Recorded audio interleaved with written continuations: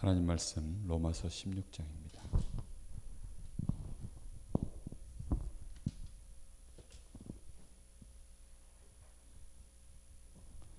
로마서 16장 20절에서부터 27절까지입니다.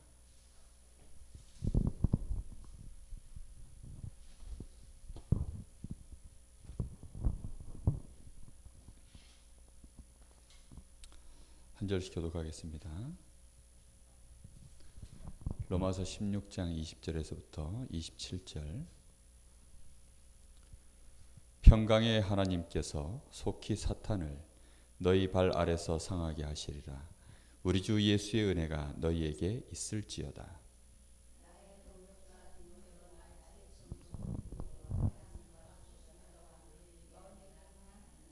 이 편지를 기록하는 나 더디오도 주 안에서 너희에게 문안하노라.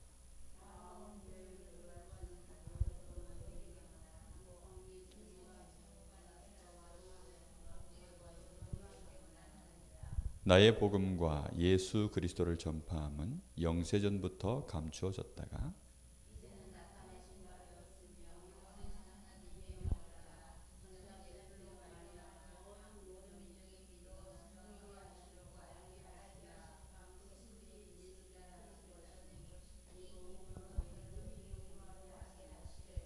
지혜로우신 하나님께 예수 그리스도로 말미암아 영광이 세세 무궁하도록 있을지어다. 아멘.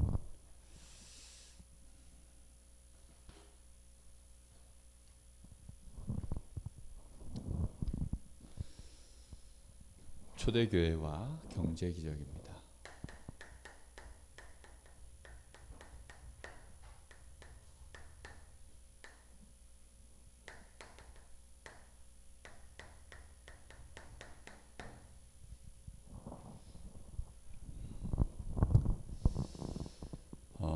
기적이 일어나려고 하면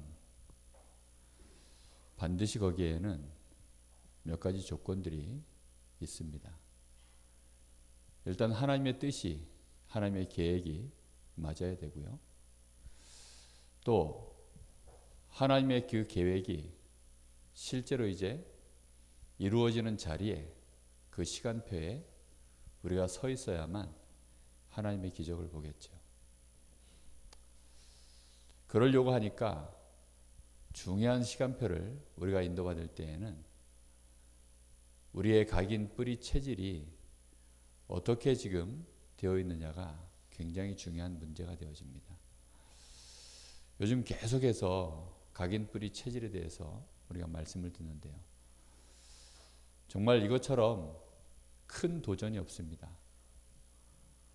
우리가 평생을 살아왔던 우리의 체질을 우리가 바꾼다? 생각만 해도 사실 스트레스잖아요. 우리가 늘 들어서 그래야 되는가 보다 하고 생각하지만 실제로 우리가 부딪히면 엄청 스트레스 돼요. 어저께 토요일 날 황덕수 동해 황덕수 목사님이 이제 그 김훈 집사님 그분한테 개인적으로 연락을 해서 뭐 식사를 어떻게 하며 뭐 물은 언제 마시며 이런 거에 대해서 한 100일 정도 이제 체질을 좀 개선하는, 좀 안정시키고 좀 단단하게 만드는 그런 시간을 좀 이렇게 가지라고, 그래서 뭐 이렇게 저렇게 이제 물 먹는 시간까지도 다 이렇게 조절을 해서 먹고 있다고 그러더라고요. 제가 그 얘기를 다 이렇게 듣는데, 야, 참 이게 그거 다 맞추려고 그러면 보통 일이 아니구나. 왜냐하면 물도 잘 마셔질 때가 있고 먹기 싫을 때가 있고, 뭐 사람이라는 게 체질이 굳어진 게 있잖아요. 자기 생활 패턴이. 근데 그런 것들을 이제 바꿔가는데 그게 쉬운 일이 절대 아니거든요. 왜 다이어트 했다가 결국은 요요 현상이 옵니까? 그 요요 현상이 오는 이유는 요요 현상 오면 이제 원래대로 다시 쪄버리잖아요, 살이. 그 왜 그러냐면 체질 자체가, 삶의 습관 자체가 살찔 체질로 이미 몸이 그렇게 만들어져 있어요. 그러다 보니까 조금만 자기가 방심해 버리면 그냥 원래대로 다시 살쪄 버립니다. 그걸 바꾸는 게 굉장히 어려워요. 우리가 경제에 관해서 가난하게 살던 사람이 어느 날 축복을 받는다? 부자가 된다? 경제의 응답을 받는다? 이게 쉽지 않은 부분입니다, 사실은. 자, 오늘 여기 말씀 속에서도 이런 말씀을 주셨습니다. 경제의 축복을 받는데도 일반적으로 경제의 축복을 받는 사람들이 따로 있다는 거죠. 어떤 사람들이 경제의 응답을 받습니까? 일단 기본적으로 열린 마음을 갖고 있는 사람이 경제의 응답을 받는다. 왜냐면요, 우리가 아셔야 되는 게 하나 있습니다. 세상 모든 것들은 우리가 몰라서 그렇지 멈춰 있지 않습니다. 다 흐름이라는 게 있어요. 흐름. 근데 마음이 열려 있지 않고 이 나라가 열려 있지 않고 사회가 열려 있지 않으면 그 흐름이요 끊어져 버리거든요. 근데 대부분의 사람들은 이런 흐름이라는 개념 없이 인생을 살아요. 경제도 흐름이 있고요, 문화도 흐름이 있고, 만남도 흐름이라는 게 있고, 영적 상태도 흐름이라는 게 있고, 하나님이 역사하시는 모든 것에는요 다 흐름이 있습니다. 왜냐하면 창조주이신 하나님이 살아계시기 때문에. 그 하나님이 자기의 선하신 뜻을 가지고 지금도 지구의 역사를 다 이루어 가시는 그 흐름이 있다니까요. 그런데 마음이 닫혀 있다? 그러면 생각이 닫혀 있는 거 아니에요. 거기에 어떻게 경제의 흐름이라는 것을 볼 수 있겠습니까? 절대 없죠. 이건희 같은 사람들은 이 시대의 흐름을 이렇게 계속 보는 거예요. 그러니까 오너와 그 밑에 부하 직원들의 차이점이 뭐냐면, 밑에 직원들은요 흐름이라는 걸 못 봐요. 그런데 어느 날 흐름을 탁 보면, 아, 이제는 내가 여기서 뭘 해야 되겠구나. 이런 사람들은요 승진을 해도 고속 승진을 하고, 이런 사람들은 뭔가 이 사업을 해도요 자기 사업을 제대로 창업해가지고 성공합니다. 중국의 마윈 같은 인물은 중국의 인터넷 시대가 올 것이다. 벌써 중국에 인터넷이라는 개념도 없던 그 앞에 벌써 한 10여 년 전에 거기에서 눈을 딱 뜨고 인터넷에 대한 모든 준비를 다 한 거예요. 중국이라는 나라 자체는 폐쇄적이었기 때문에 사실은 인터넷 온라인 알기가 쉽지 않은 나라입니다. 그런데요 세계의 흐름을 딱 봤다니까요. 보고 어떻게 했습니까? 그걸 받아들인 거예요. 지금도 탈북하는 사람들은 왜 탈북하죠? 마음이 열려있기 때문입니다. 바깥을 향하여. 흐름이라는 것을 볼 줄 알아야 됩니다. 그래야만 그 속에서 올바른 정보들을 찾아낼 수가 있죠. 주로 망하는 사람들이요, 남들이 그냥 휙 던져주는 그 정보 붙잡고서 뛰어들었다가 망해요. 아니 노래방을 하면 다 망합니까? 아니에요. 흐름이요 지금 한참 상승곡선으로 갈 때 노래방 하는 사람들은요 다 돈 벌었어요. 근데 이게 정점을 찍어가지고 이제 모든 사람이 다 그 정보를 아는, 야 노래방 하니까 돈 번다, 이게 파다해졌을 때 그때 노래방 시작하면 이제 망하는 겁니다. 이게 흐름이라는 게 있다니까요. 주식도 남들이 주워준 정보 가지고서 주식 사면요 자칫 잘못하면 망합니다. 그런데 오랫동안 이 주식이라고 하는 정보에 대해서 계속 연구하고 흐름을 아는 사람이요 조금씩 투자하면서 그 감각도 익히고, 이 정보가 맞는지 틀린지, 이 정보가 얼마만큼 고급진 건지 값이 없는 건지, 그런 것들을 볼 줄 아는 눈이 열려야만 그 정보를 가지고 제대로 돈으로 바꾸는 겁니다. 이런 눈을 열어줘야 돼요. 근데 지금 우리 아이들 자칫 잘못하면요 학교 그 안에 딱 갇혀가지고 중요한 정보를 못 볼 수 있습니다. 더 중요한 건 중요한 흐름을 못 볼 수 있어요. 그래서요 가능하면 우리 중직자들 목회자들은 우리 다락방의 3대 메이저 대회는 꼭 가야 됩니다. 세계 선교 대회, 선교사 대회, 그 선교 대회, 산업인 대회, 그다음에 렘넌트 대회. 정말로 이 세 군데는요, 우리 다락방의 가장 중요한 세계복음화의 흐름이기 때문에, 특히 우리 렘넌트들은 렘넌트 대회에 반드시 가야 됩니다. 그 왜 그렇습니까? 흐름이기 때문입니다. 흐름. 그리고 특히 이제 정보와 지식이 비슷해 보이지만 좀 다른 말이죠. 이제 이 지식사회입니다. 이것은요, 뭐와 연결되어 있는 걸 말하는 거냐면, 드디어 이 흐름 속에서 내가 깊이 있게 나의 것으로, 나의 달란트와 맞는, 나의 전문성과 관련된 지식들, 요걸 제대로 갖춘 사람들이 실제로 이제 경제 축복을 받기 시작하는 거예요. 그냥 주어진 일이라고 닥치는 대로 하고, 학생들도 보면 전문성 있게 자신의 전공을, 지식을 쌓아가는 아이들이 있는가 하면 그냥 레포트 내주면 내주는 대로, 교수님이 그냥 수업의 시간에 수업 진행하면 진행하는 대로, 그 정도만 하는 아이들은 학점은 좀 딸지 모르지만 결국은 경제하고는 큰 연관이 없습니다. 제가 대학 다닐 때요, 제일 어려웠던 게 뭐냐면, 어느 날 제 전공이, 제가 전혀 전문성 없이 제 전공을 공부한 거예요. 이게 경제하고 맞물려야 이제 제대로 전문성이 발생하거든요. 근데 대학의 교수님들이 전달해 주는 지식이요, 굉장히 일반적인 거예요. 굉장히 상식적인 겁니다. 오래된 거예요. 지금 시대의 흐름하고 잘 안 맞는 것들. 그런 것들을요, 계속 이렇게 전달해 주는 거예요. 그런데 제가 2학년을 마치고, 제가 전자공학을 전공했는데, 그 유무선 자격증을 따려고 이제 노량진에 학원을 갔어요. 겨울에. 근데 거기는 학원 강사들이요, 얼마나 현장하고 맞물리는 지식을 전달을 하는지, 제가 그걸 딱 듣다 보니까, 제가 그동안 배웠던 것들이 너무 공중에 붕 떠 있는 거예요. 그리고 또 하나는 뭐냐면, 나하고 너무 안 맞는 거예요. 나라는 사람이 살아왔던 인생하고 그거하고는 너무 안 맞는 거예요. 와, 숨이 턱턱 막히더라고요. 그때부터 제가 방황이 시작되는데, 참 우리가 알아야 됩니다.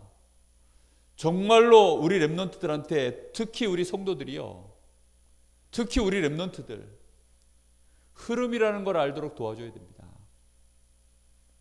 이런 속에서 가야만 여기에 이제 경제 축복이 시작되어집니다. 그런데 한 가지 중요하게 알아야 될 게 있습니다. 그게 뭐냐면요, 아무리 열린 마음을 갖고 있고 정보의 흐름을 타고 전문성을 쌓아가도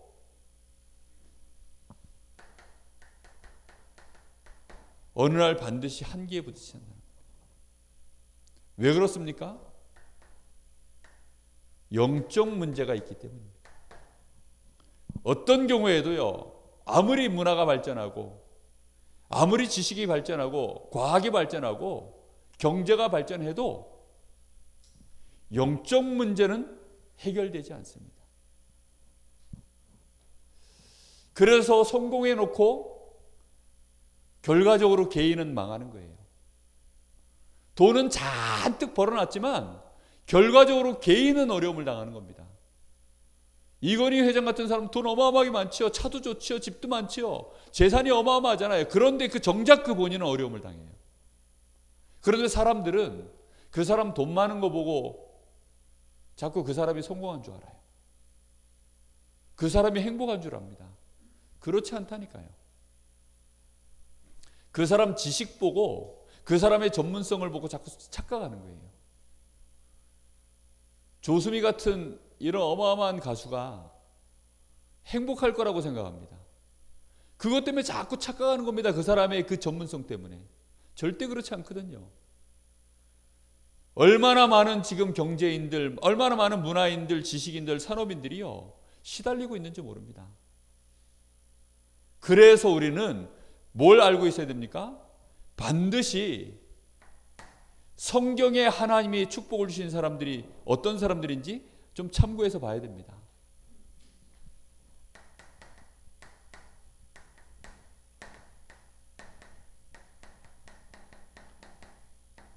하나님의 성경 속에서 축복 주신 인물들이 있습니다. 자, 보세요. 창세기 6장에 나오는 노아입니다. 노아가 받은 경제 축복이요, 특징이 있어요. 영적 문제가 극에 치달해가지고 그 시대는 굉장히 발전했습니다. 그런데 영적 문제가 극에 달한 거예요. 네피림의 시대에 임해버렸고, 사람들은 지금 굉장히 돈은 많이 벌고 막 굉장한 정보와 많은 것들이 소통하고 유통하고 막 이렇게 가지만 죄악이 관영하고 사람들의 계획 자체가 전부 그 돈을 쓰는 계획이요, 그들의 경제를 가지고 가는 방향이 전부 어느 쪽입니까? 지금 사람을 죽이고 시대를 폐악으로 끌고 하나님을 모른다고 하나님을 배신하고 우상으로 막 달려가고 있는 시대. 그런 시대에 하나님께 은혜를 입은 자 노아, 그 시대의 모든 것들이 한계가 와서 무너질 때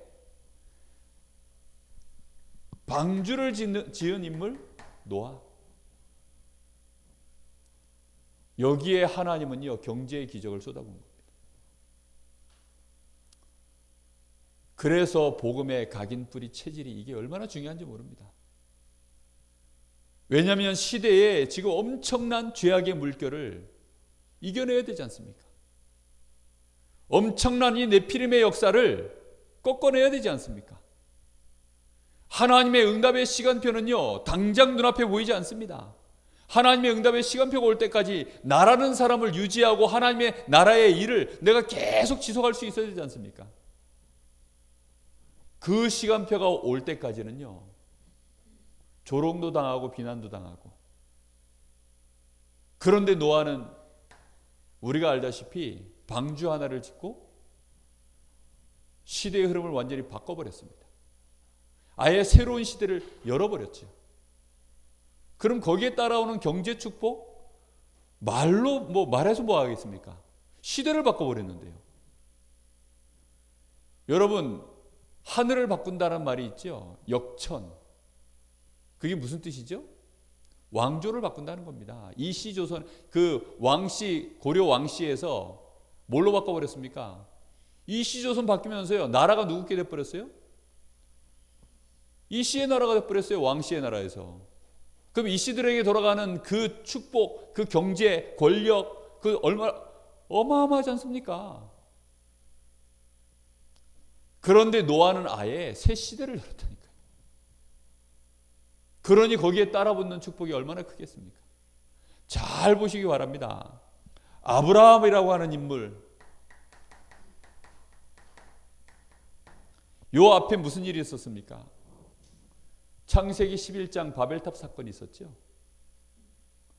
노아가 새 시대를 열어서 그 이전의 네피림 시대를 끝내버렸는데 또다시 사람들은 하나님께 대적하고 육신 중심으로 성공 중심으로 가는 이 시대에 하나님이 다시금 아브라함을 부르신 겁니다. 창세기 12장 1절에서 3절. 아브라함을 불러서 어떻게 하겠다는 겁니까? 이제 하나님이 그리스도를 보내실 새로운 역사를 아브라함을 통해서 믿음의 조상으로 너로부터 스타트하겠다는 겁니다.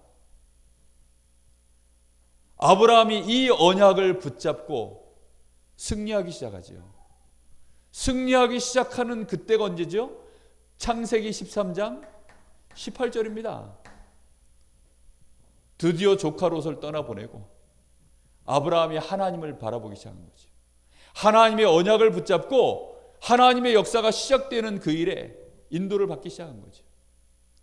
그때 온 응답이요, 14장 14절, 가병 318명입니다.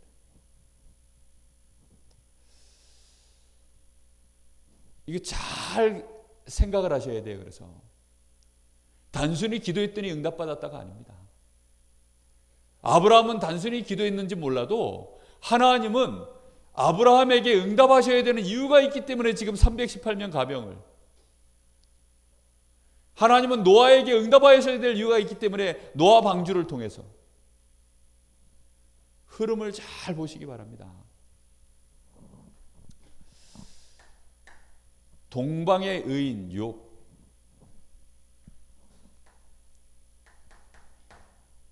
욥기 1장에 보면요, 마귀가 이런 얘기를 해요. 하나님께 와가지고, 하나님이 축복을 하시니까 욥이 하나님을 섬기는 거지, 하나님이 그 축복을 거둬버리면 욥이 지금처럼 하나님 섬기겠습니까? 지금까지 마귀가 시험을 걸어서 넘어뜨렸는데요, 거기에 안 넘어진 인간이 없었다는 거죠. 그런데 그 일에 그렇지 않다라고 하는 증인으로 하나님이 대표로 세운 인물이 욥입니다. 네가 내 종 욥을 눈여겨보았느냐?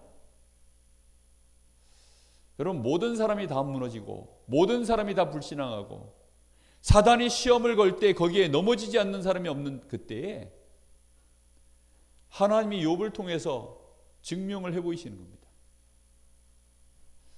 그때 욥이 했던 고백들이 나오죠. 욥기 1장 21절. 주신 자도 여호와시오, 가져가신 자도 여호와시라. 내가 하나님께 범죄하지 않겠다, 불신앙함으로. 벌써 고백이 다르지 않습니까? 그랬더니 1차 시험이 이제 자식들 뭐 재산 다 날아가고 나니까 마귀가 또 오지 않습니까? 또 오니까 욥을 쳐보십시오. 하나님, 욥을 나한테 한번 맡겨줘 보십시오. 내가 욥을 건드려 버리면 어떻게 되는지. 그는 생명만 건드리지 말고 네 마음대로 해봐. 마귀가 기다렸다는 듯이요, 머리끝부터 발끝까지 온몸에 막 피부병으로 고통을 주는데 욥이요, 귀화장으로 잿더미 위에서 자기의 몸을 긁으면서 그러고 있으니까요, 욥의 아내까지도 막 저주하고 떠나고, 욥의 친구들이라는 사람들이 와가지고요, 네가 얼마나 죄를 지었길래 지금 이런 환난이 너에게, 심지어는 네 몸에까지 이렇게. 여러분, 그때 안 무너지겠습니까? 여러분, 누가 돈만 좀 사기쳐서 가도, 아니면 재산을 좀 내가 어떻게 잘못해가지고 재산만 날려도 억장이 무너질 텐데요.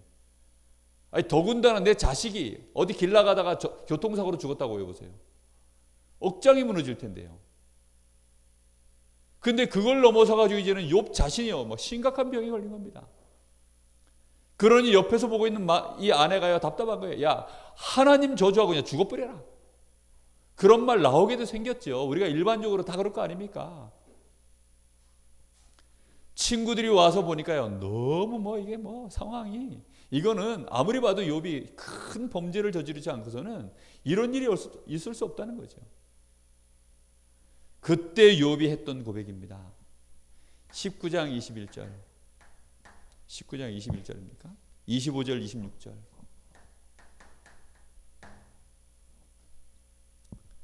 내가 알기로는 나의 구속자, 나의 대속자가 여전히 살아계신다.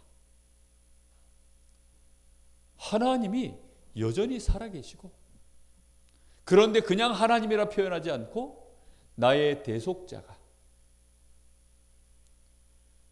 그래, 니들 말대로 나는 죄인이다, 니들 말대로 나는 저주받아 마땅한 인생이다, 그런 뜻이죠. 대속자라고 표현을 했으니까요. 그런데 나의 대속자가 여전히 살아계시기 때문에 내가 이제는 이 가죽 안에서 하나님을 볼 것이 아니라, 어차피 죽으면 이 가죽 밖에서 내가 하나님을 만날 것이다. 욥이요, 하는 고백 자체가 완전히 다릅니다. 그러니 하나님께 영광을 돌릴지니라. 23장 10절에는 뭐라고 되어 있습니까? 욥이 아예 자신에게 벌어지는 이 일에 대하여 답도 가지고 있었어요. 그가 나를 단련하신 후에는, 내가 이런 단련을, 하나님이 나를 지금 단련하시는 것이다. 이런 단련을 받고 나면 나라는 사람이 전에는 말로만 듣던 하나님을 이제 눈으로 배우는 것처럼 나라는 사람의 각인뿌리 체질이 완전히 이제는 바뀌어져서 내가 전에 불신하고 내 속에 나도 모르게 숨겨져 있었던 많은 영적 문제들, 이런 일들을 통해서 하나님이 나를 정결케 하셔서 나라는 사람을 뭘로 바꾼다고요? 정금으로 바꾸실 것이다. 이런 일이 그에게는 흔히 있느니라. 여러분, 우리 인생을요, 이렇게 단련해 나가야 됩니다. 하나님의 영광을 위하여. 다윗이라고 하는 인물을 보십시오.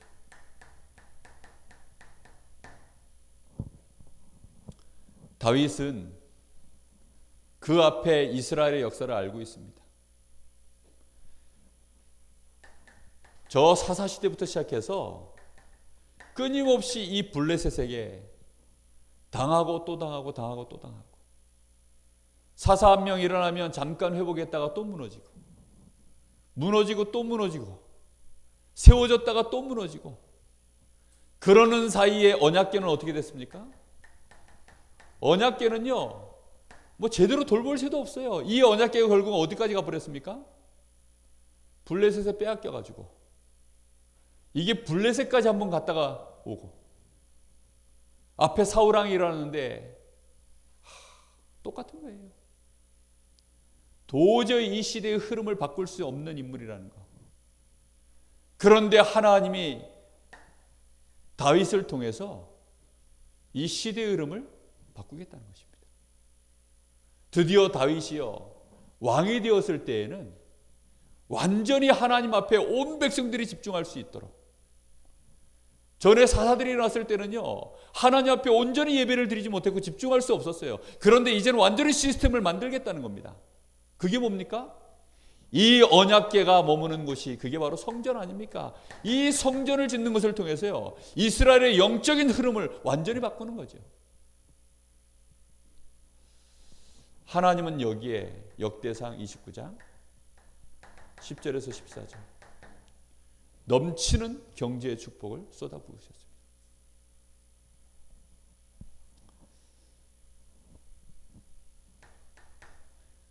사도행전 11장 19절에서 31절 안디옥 교회입니다. 우리가 잘 알다시피 이 안디옥 교회는 그야말로 완전히 새로운 흐름, 유대인 안에 갇혀 있었던 복음이 드디어 어디로 나가는 겁니까? 이방인을 향하여 터져나가는, 다시 말하면 최초의 올바른 선교를 한 교회. 하나님은 여기에 천하의 기근이 드는데도 보란듯이 경제의 축복을. 안디옥 교회가요, 오히려 예루살렘 교회가 경제의 어려움을 당하는 그 예루살렘 교회, 예루살렘 교회가 경제 어려움을 당할 수가 없잖아요. 그런데 왜 경제 어려움을 당합니까? 하나님이 경제 문을 닫아버린 거죠. 왜 닫았습니까? 유대인 안에 이 복음을 가둬놨기 때문입니다. 선민 사상 안에 이 복음을 가둬놨기 때문입니다. 유대인의 이 율법주의 안에 이 복음을 가둬버렸기 때문입니다. 그런데 안디옥 교회는요, 그걸 열어버렸어요. 흐름을 바꿔버린 겁니다. 거기에 하나님은 경제의 축복을. 꼭 기억해서 깨닫는 은혜가 있으시기 바랍니다. 자, 하나님은 초대교회에 경제의 축복을 부은 증인들이 있습니다. 경제 축복을 받은 증인들이 초대교회에 있어요. 사도행전 1장 1절에 나오는 데오빌로입니다. 이 사람이 얼마만큼 경제 축복을 받았는지는 잘 모릅니다. 그러나 분명한 것은 이 사람을 하나님이 축복하신 증거들이 있어요. 근데 이 사람은 어떤 인물입니까? 이 로마 사람입니다. 로마 사람. 근데 이 데오빌로라고 하는 이 데오빌로 각하라고 표현을 하죠. 이 굉장한 이 고위 관료인데 이 사람이 지금 뭘 받았습니까? 복음을 받은 것입니다. 이 사람이 복음을 받은 정도가 아니라 이 복음을요 이제는 후대에게 전달할 문서의 증인, 이 대상자가 돼버린 거예요. 누가복음, 사도행전, 누가라고 하는 이 귀중한 제자가 데오빌로에게 그 편지를 써가지고 전달할 만큼 굉장히 중요한 전도 제자인 것입니다.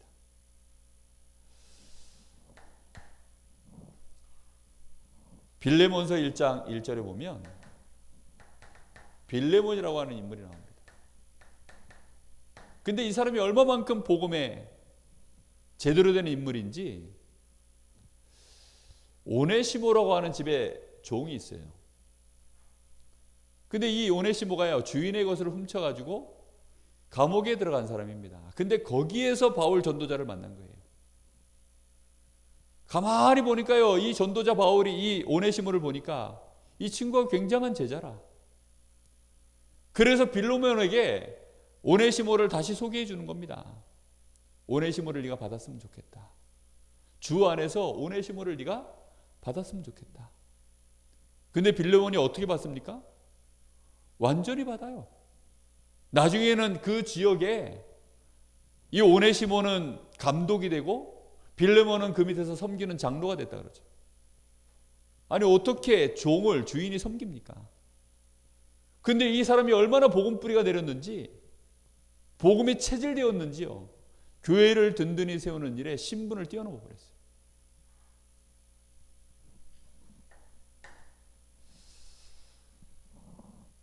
로마서 16장 23절에 나오는 가이오입니다.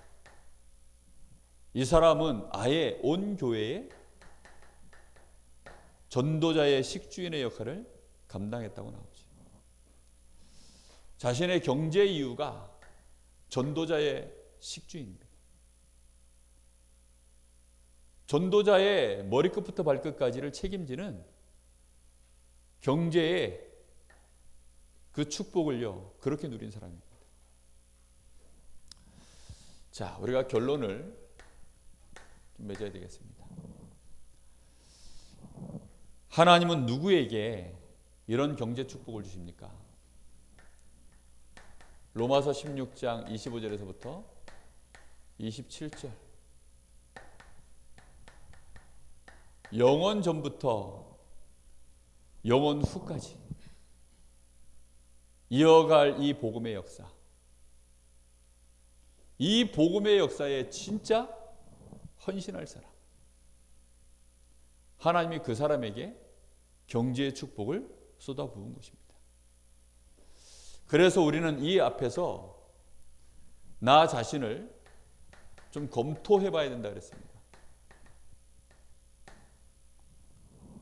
우리가 정말로 이 말씀을 기준해서 이 메시지 앞에서 자신을 검토해 봐야 된다 그랬어요. 자신의 성품이 어떤지. 성품을 점검해. 성품이라는 게 결국은 뭡니까? 성품이 만들어지는 것은요, 딱 세 가지입니다. 그 사람의 각인, 뿌리, 체질이 합쳐진 걸 보고 성품이라 그래요.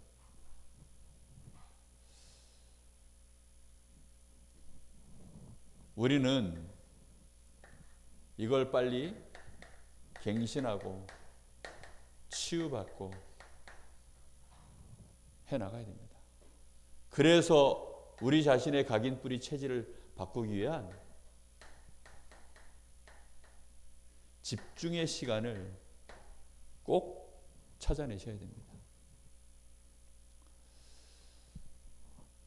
그냥 메시지 듣는 시간 말고요.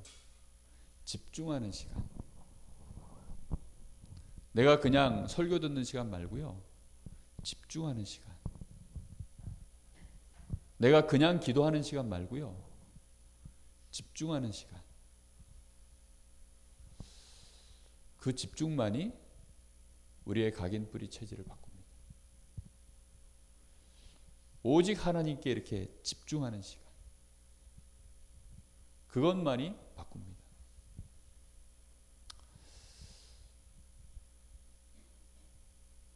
정말로 이것이 바뀌지 않는 한은 이 시간이 굉장히 계속 뒤로 밀립니다. 우리 교회에 우리 산업인들, 우리 중직자분들, 정말로 이 싸움이 시작된다면 우리는 희망이 있죠. 소망이 있고 우린 거기에 대한 믿음도 가질 수 있습니다. 우리 렘넌트들을 정말로 이 시대의 흐름을 보면서 복음으로 각인뿌리 체질하는 이런 제자들로 우리가 돕고 세울 수 있다면 우리는 정말 희망이 있습니다. 가문을 이렇게 세운다, 그거는 일도 아니죠.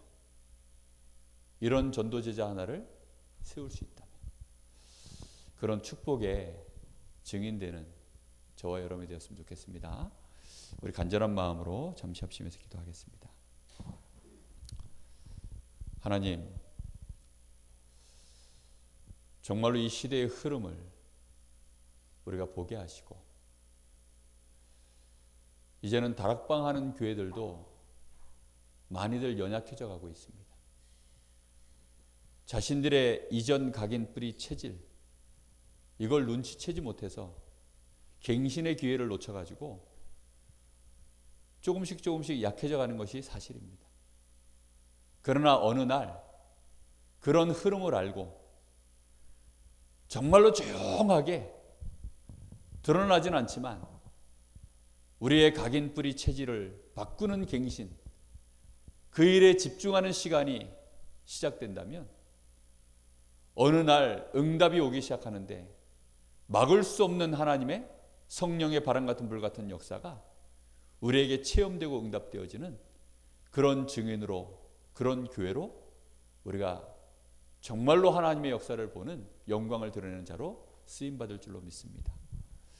하나님, 오늘을 포기하지 말게 하옵소서. 오늘을 하나님 저희들이 집중하게 하옵소서. 매일매일이 쌓여서 그것이 뿌리가 되고 체질이 됩니다. 하나님, 오늘 또 우리는 하나님께 집중하는 우리의 시간을 갖습니다. 우리의 후대들을 정말로 이 흐름 속에 집어넣어야 되겠습니다. 우리 교회가 그런 교회 되게 하시고 나의 인생을 축복하여 주옵소서. 우리 간절한 마음으로 잠시 기도하겠습니다. 살아계신 하나님, 감사합니다. 오늘 우리에게 하나님,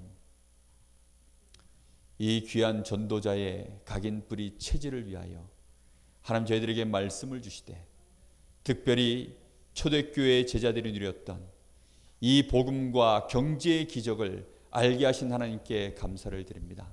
하나님, 역대로 정말로 아무리 시대가 발전하고 아무리 시대가 정말로 놀랍도록 눈부시게 성장할지라도 결국은 영적 문제 때문에 무너지고 한계가 오는 시대 속에 하나님, 이 시대에 무너지는 자들을 바라보며 하나님 정말로 그 속에서 믿음의 사람을 하나님은 찾으시되 이 복음으로 노아와 같은 하나님 다윗과 같은 이 시대의 하나님의 소원 절대 목표를 아는 자들을 하나님은 찾으시고 그들을 통하여서 하나님의 역사를 이루어가시는 줄로 믿습니다. 절대 헌신, 절대 사명을 가지고 절대 헌신을 정말로 하나님 앞에 드릴 자, 각인뿌리 체질로 준비되어진 자, 하나님은 그런 교회와 그런 제자를 찾고 계시는 줄로 믿사오니 주여, 오늘도 우리에게는 그런 축복의 날이 되게 하여 주옵시고 낙심하지 말게 하시고 흔들리지 말게 하시며 이 시대의 흐름을 보고 이 시대의 아버지 하나님이 저희들이 속지 말게 하시고 이제는 하나님, 오늘도 저희들이 하나님 앞에 우리 자신을 집중시키며 정말로 이 복음으로 각인뿌리 체질화하는